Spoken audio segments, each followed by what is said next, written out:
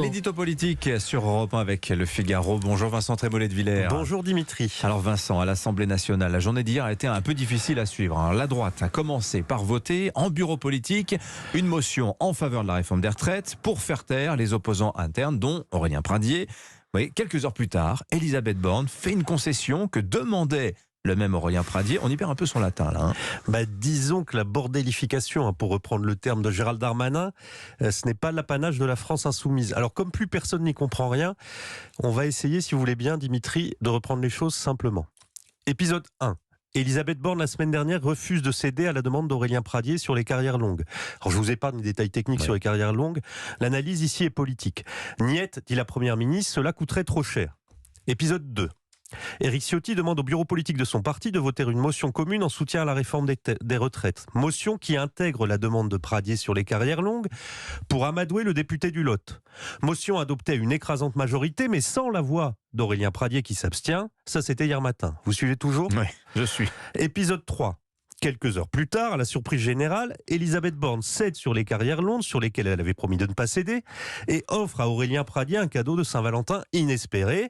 Et puis épisode 4, le groupe LR dans la soirée vote contre l'index senior, c'est-à-dire l'article 2 du projet de loi. Effectivement, c'est compliqué à suivre, mais pourquoi ce geste de la Première ministre, le poids d'Aurélien Pradié, est-ce qu'il est si important que cela dans ce débat sur les retraites ? Alors on estime qu'il peut entraîner avec lui entre 6 et 8 députés. Ça veut donc dire que le gouvernement est à 8 députés près pour réunir une majorité. C'est quand même un signe un peu préoccupant de fragilité.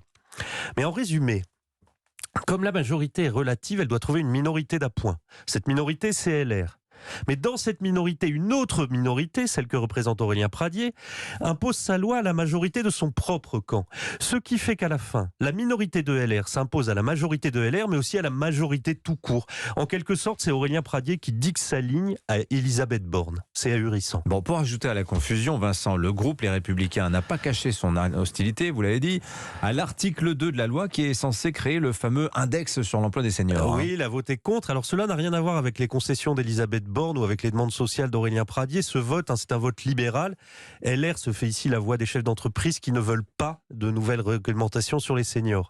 Mais c'est vrai que le jour d'un deal, ce vote négatif aux conséquences importantes ajoute au désordre. Cette confusion confirme une chose que l'on a déjà dite ici. LR est rentré de la plus mauvaise des façons dans cette histoire. Le parti de l'équilibre des comptes publics est devenu celui qui demande au gouvernement de rogner les économies.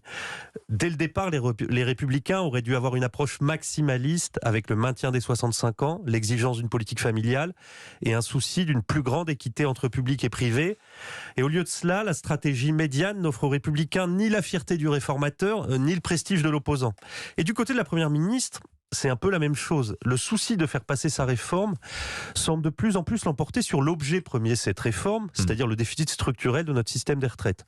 Aujourd'hui, entre un tiers et la moitié des gains prévus ont déjà été abandonnés pour satisfaire les hésitants, et c'est certainement pas fini.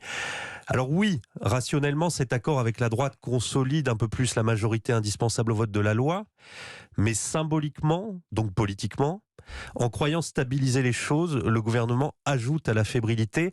On a de plus en plus l'impression que ceux qui sont chargés de défendre ce texte sur les retraites, que ce soit Elisabeth Borne ou Éric Ciotti, ont la réforme honteuse. Merci beaucoup Vincent Trémollet de Villers.